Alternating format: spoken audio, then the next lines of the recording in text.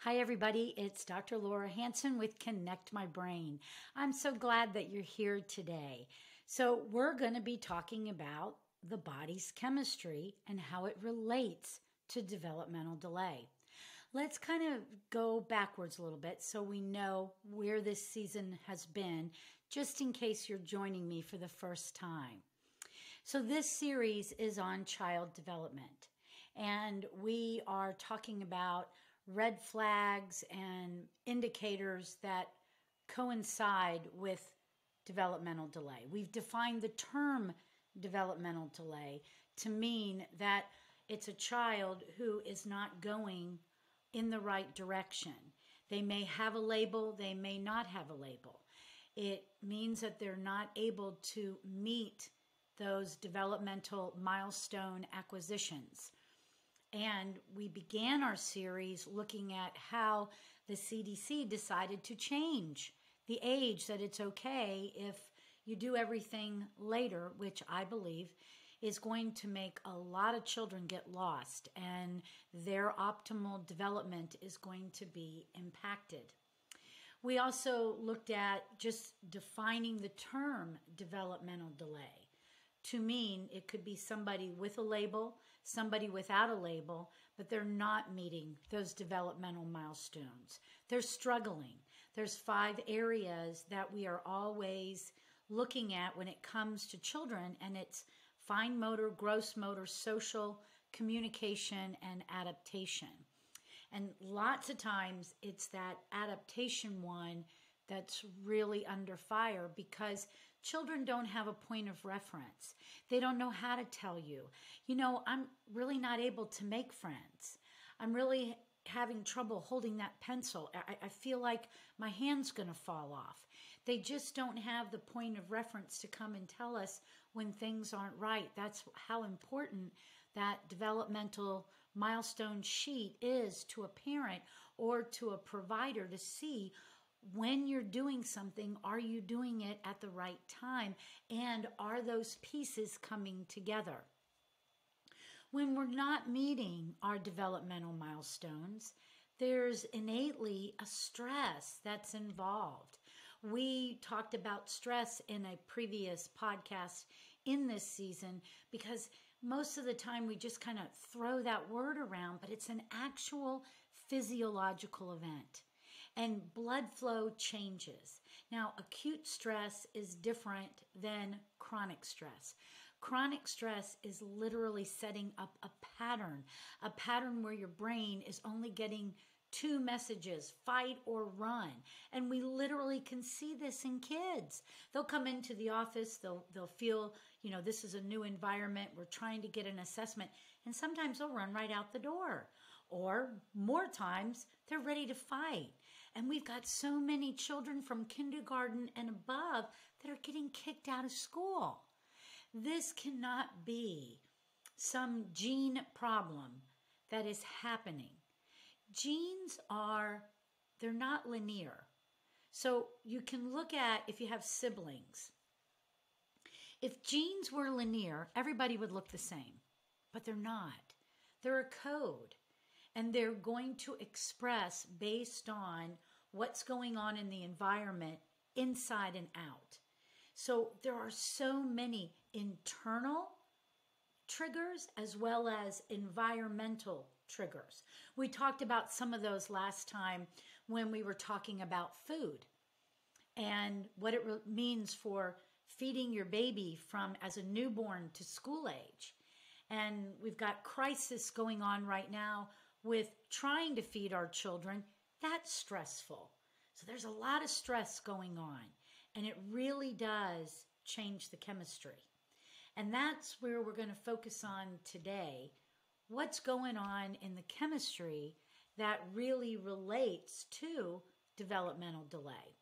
The very first thing that I would talk about is in relationship to the developmental milestones. So last time we talked about that your gut is going to mature a couple of years after you've been born. Well, your immune system, which is the hallmark of how we deal with our chemistry, it's going to mature at age 3 or thereabouts. So the idea in understanding this is whatever is going on during that time is influencing. It is the role model of how that system is going to function. So when I do an intake form, I get a lot of information when I'm going to start working with a child. I want to know about that immune function. So for example, how many viruses, how many bouts of antibiotics were used, how many bacterial infections, do you know if it was viral or bacterial? Where as a culture, I think we almost accept that it's typical for a child to have ear infections. I'm going to tell you that's just not true. So let me give you a little anatomy of how the ears work. So when your baby comes into this world, they have a beautiful little round head. The eustachian tube is horizontal at first. What drains this area, as well as any other area in our body, is lymph tissue. Lymph tissue is dependent on muscles contracting and relaxing. Muscles are attached to bone. Now, when you're born, we talked about this in the birth process podcast, so please go back and listen to that. You have all these different cranial plates, and you're taking an average 15 centimeter head and squishing it down to 10. Has so much neurological function to shift how baby in the womb is going to live, baby outside. And the same thing is true about preparing that baby to be able to do things for itself. So one, the birth process could influence the position of the eustachian tube. It could influence the position of the cranial plates. So now if that ear is not draining properly, we're going to get a backup. If we get a backup, it creates kind of like a cesspool, which makes it a feeding ground for different problems, and primarily viral problems. Even the American Pediatric Association has determined that the majority of ear infections are viral based.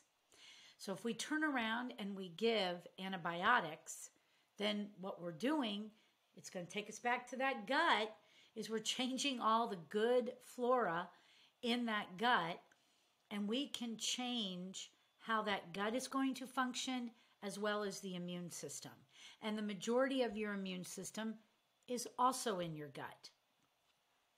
Now, I also want to connect this to another problem that occurs with ear infections, and I'm seeing it earlier and earlier, that the pediatrician is determining, let's go ahead and put ear tubes in the child. Now, your baby, that eustachian tube is going to change its angle by year 1. That's when they get a cute little chin. And that horizontal now goes oblique. And we can literally feel in the neck if there's restrictions, if there is tightness to the muscles. And the unique part of our lymph tissue, the right side is going to drain the head and neck. The left side is going to drain the rest of the body. This is where I would really encourage you, get a second opinion from a chiropractor, someone like me who specializes in children. It's one of the most common things we've done for decades.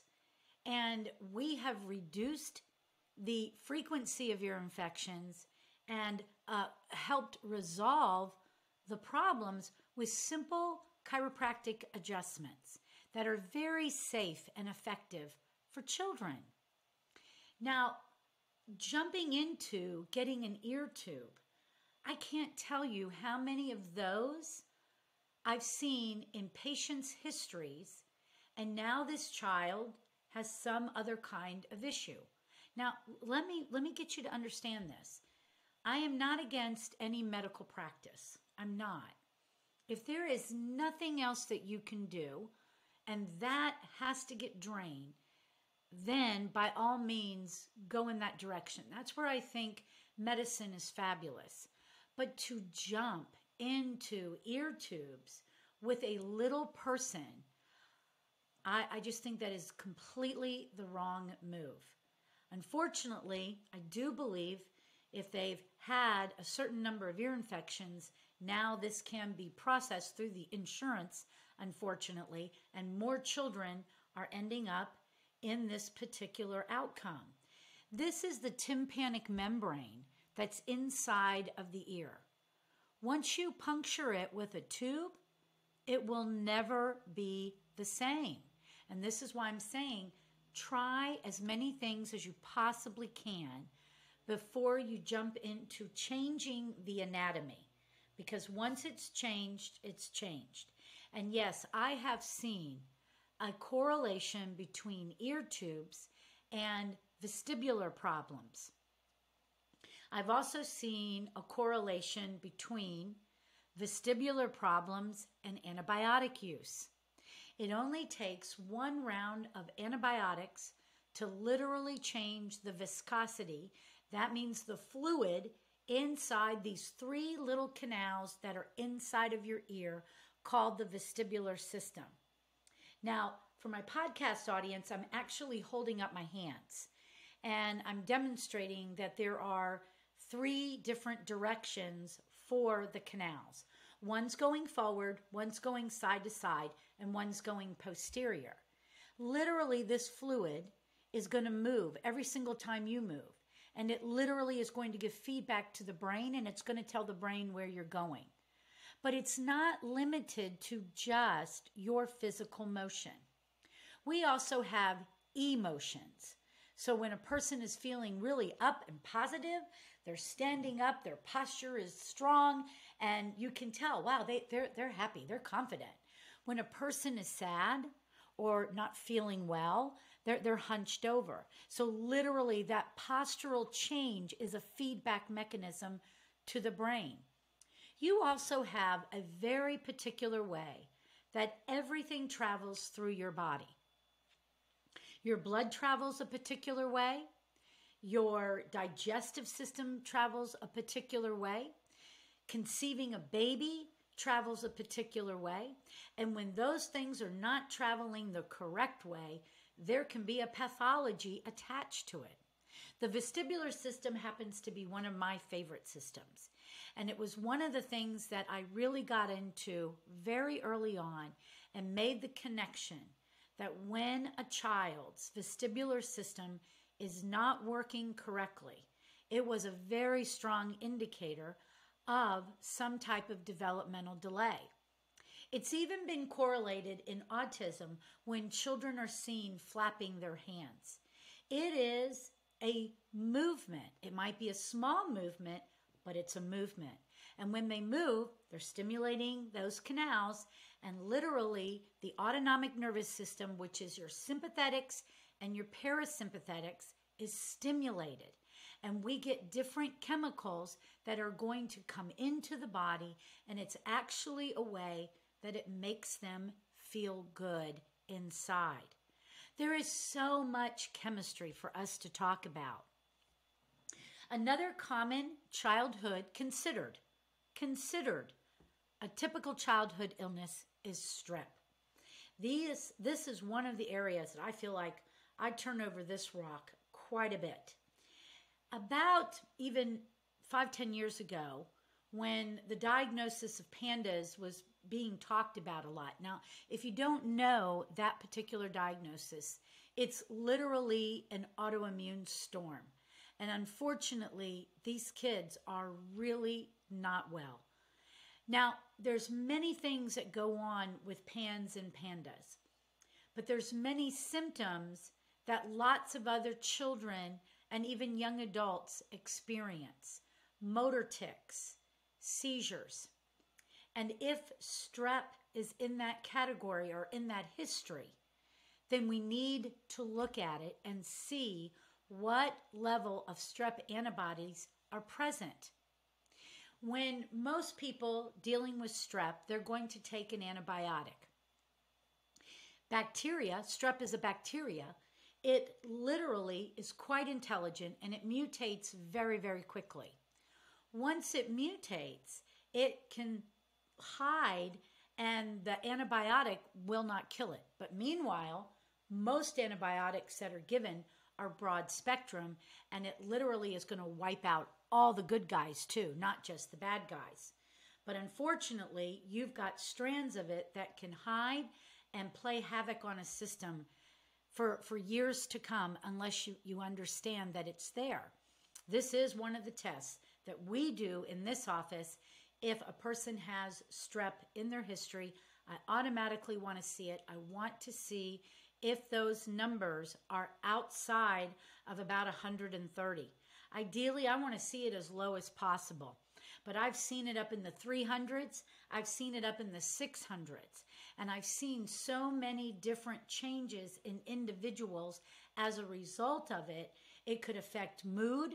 It could affect immune function. It could affect behavior. The list is very long as to what that type of a bacterial overload is going on, what it can do to a system. And lots of times these things, they're just kind of thought of. Like I said, well, that's typical in childhood. I'm sure that has nothing to do with it, but it does. It has a lot to do with it. So if we just think about the ear infections and strep, and we talk about the antibiotic use, what's going on as a result of just constantly using antibiotics? Now, again, I am not against a medical practice.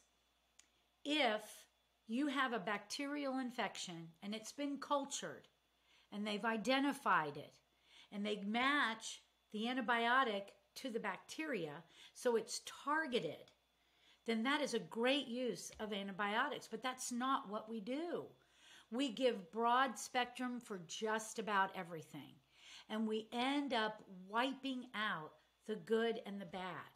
When you are a child and this becomes a typical practice and you have windows of development for the maturation of your gut, for the maturation of your immune system, you're literally programming the body to be sick because that's what happened during that developmental window.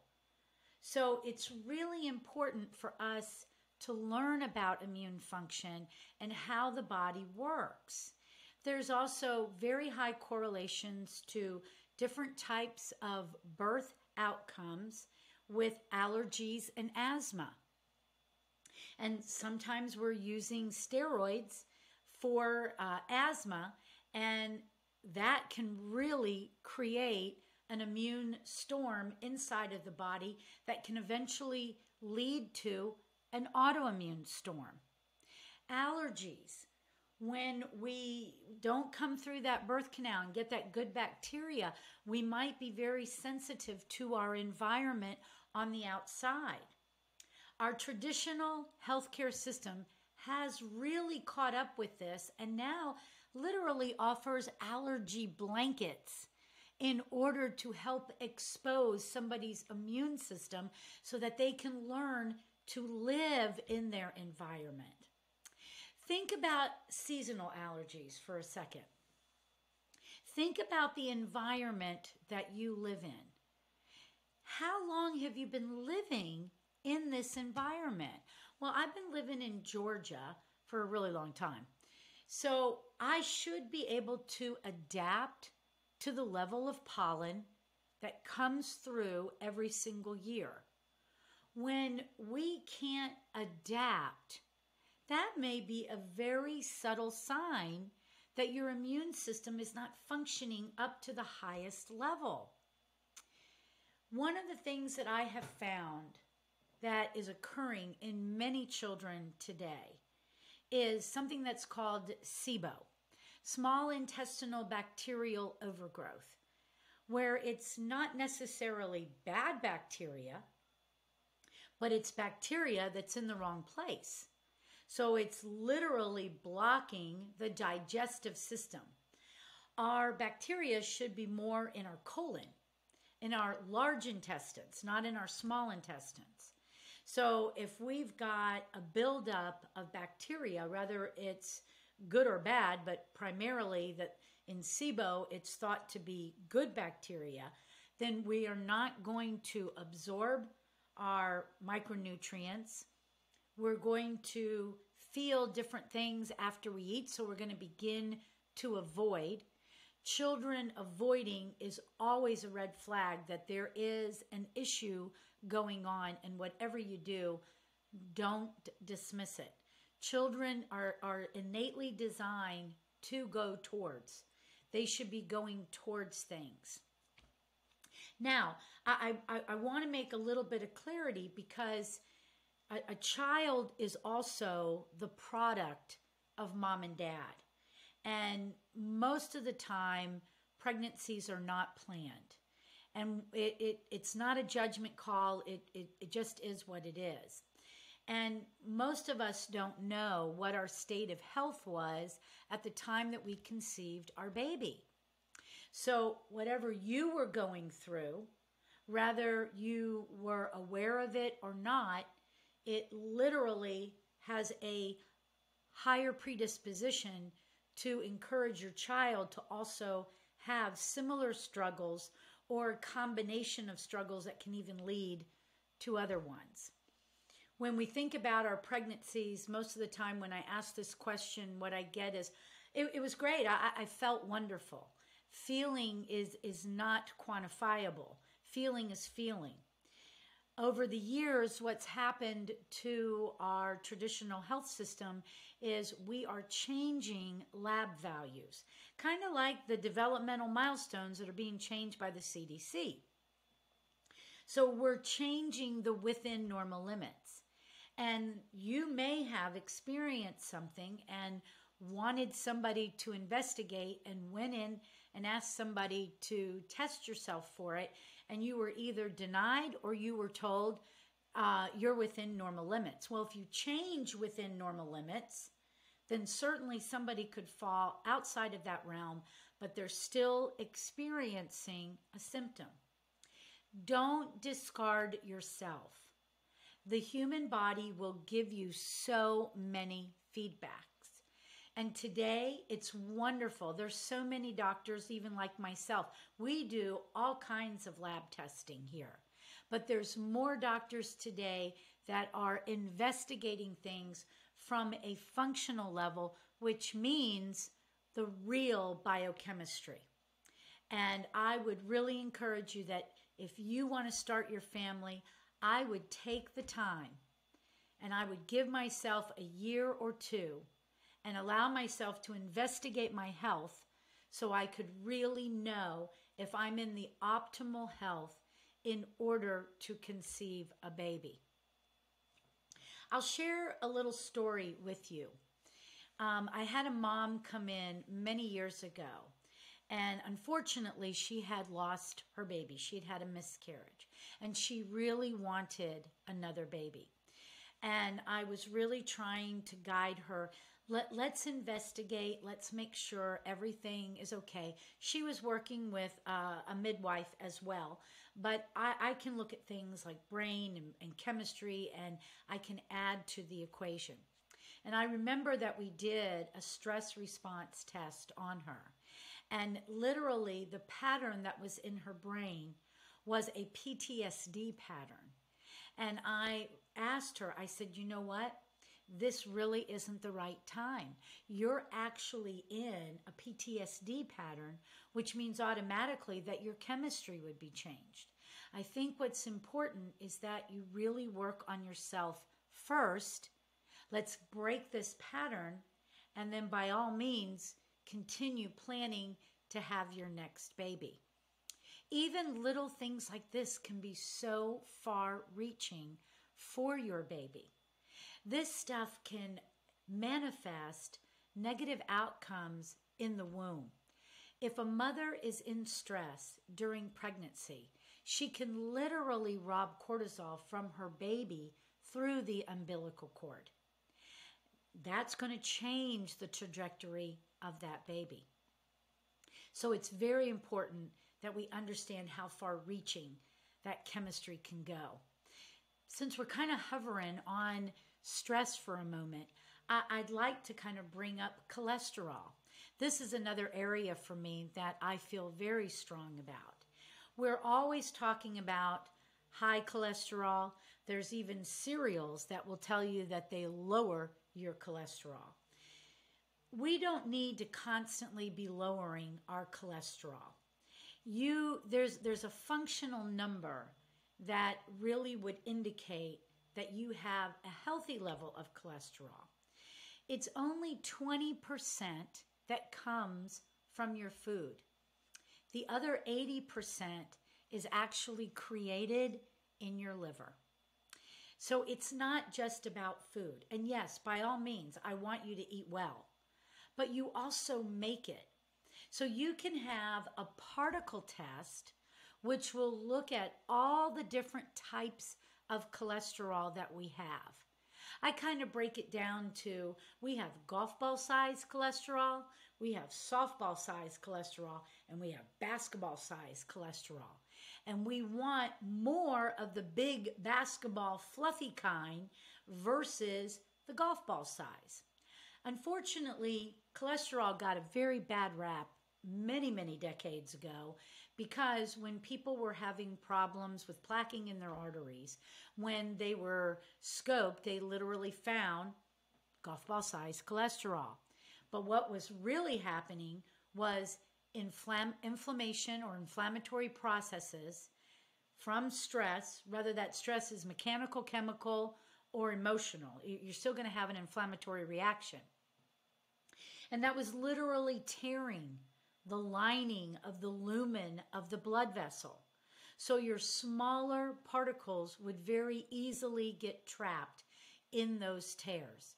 So when they saw that, they immediately made the association, cholesterol is bad, cholesterol plaques your arteries, everybody needs to lower their cholesterol. Well, low cholesterol has as many damaging components as high cholesterol with an additional caveat. It also can lead to depression. And one of the things that I think about, especially in our elderly population, how many people are put on different type of cholesterol lowering medications and what happens to their overall mood, feelings, involvement, etc. I think it would be something very interesting to look at. Well, I looked on myself probably 20 some years ago, and my cholesterol was way too low. I was feeling irritable all the time, and I couldn't understand why. I went and got myself worked up. It was one of the things.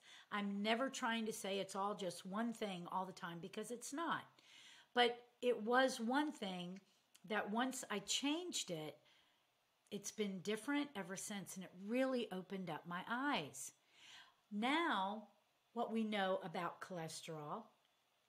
Cholesterol makes the neurotransmitters for your brain. Cholesterol makes stress chemicals. Cholesterol makes reproductive hormones. So when you think about all the different possibilities, like having reproductive issues or not being able to handle stress, how long have you been going through that? Well, not handling stress well and getting into that chronic pattern can also lead to learning and memory issues, because the stress chemicals bathe an area of your brain called the hippocampus. And it literally blocks those receptors, and it makes it really difficult to learn and remember. Also, cholesterol is going to give all the myelin and fat that's going to be the conductive elements for every nerve in our brain and in our body. One of the things that I found with children that have been labeled autistic and having language delay, I have found 100% correlation to low cholesterol. Now, the test panel that we use literally looks at many different cardiac markers so that we can make a very informed decision on what we can do and not do for a particular person as it relates to cholesterol. But it's very easy to work on these things and to monitor them. If you don't have the raw material, you can try so many things, but it isn't going to stick. This is one of the messages that I try over and over and over to tell parents. I can be really good at the therapies and I can be really good at neurofeedback, but I am completely dependent on your child's chemistry, or I'm completely dependent on you as the adult, your chemistry, to make it stick. Every pathway in this body requires fuel. And fuel is food. And food is your vitamins. It's vitamin A, B's, all the B's, C's, etc. And it's really important that if you're not getting this information in, that has a lot to do with why these pathways are not working. One of the other tests that we do is a genetic test. Now, like I said earlier, genes are not linear. They are going to express based on what's going on the inside as well as what's going on the outside. So one that really speaks to me is looking at the MTHFR. If you've never looked at this, I would really encourage you, just do an internet search, MTHFR. This is your methylation pathway, and it literally is attached to every single system in your body. And what it's going to do is it's going to drive the neurology up in your brain as well. And how are you going to get toxins out of your body?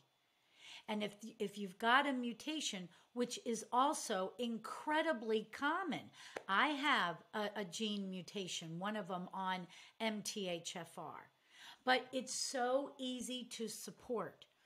This is the idea of what is behind really looking at the chemistry and changing where do you need to support it, what do you need to take out, and allow the system to run like it's supposed to.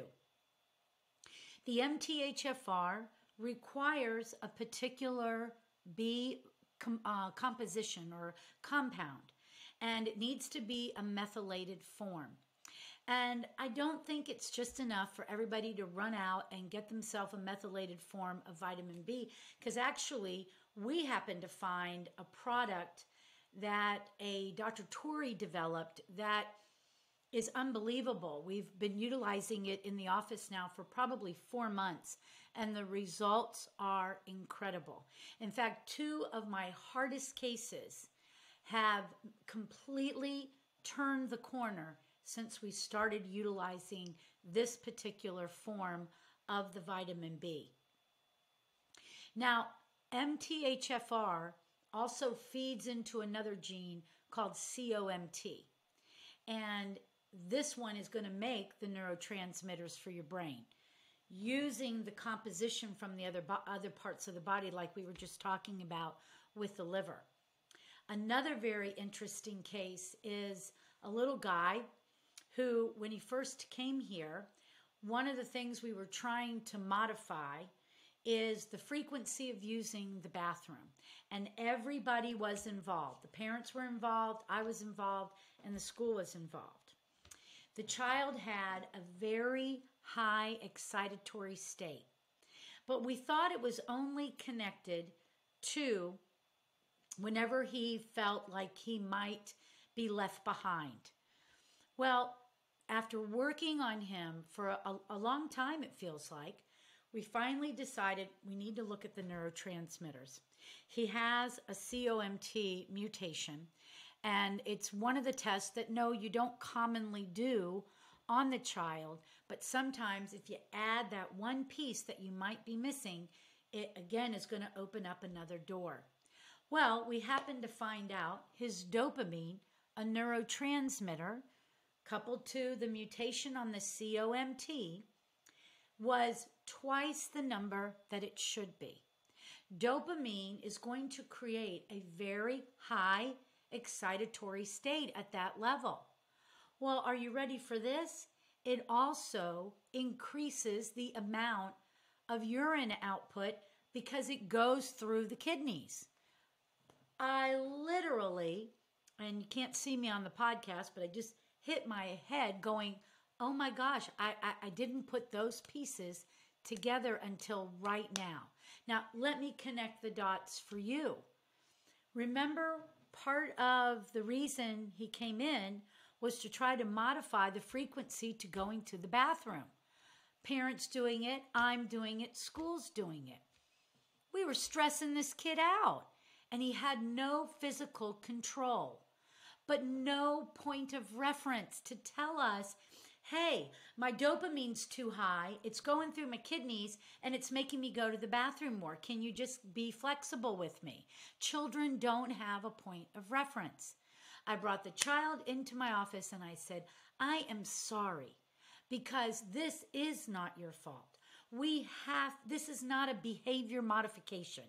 You've got too much dopamine. We've got to help balance that out, and that's going to help automatically change the need for you to go to the bathroom so much.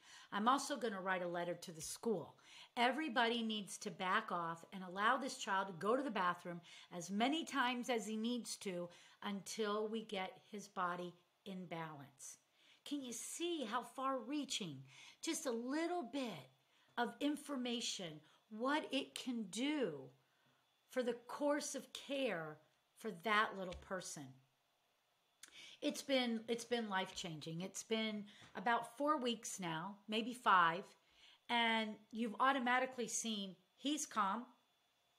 He is not going to the restroom as often, and I don't really care how often he goes because he's still trying to balance.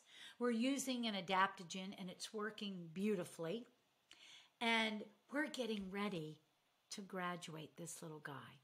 But what I love so much, him and my other tough case said to me, Dr. Hansen, when I get done, when I graduate, can I still come back and get adjusted because this really makes me feel good?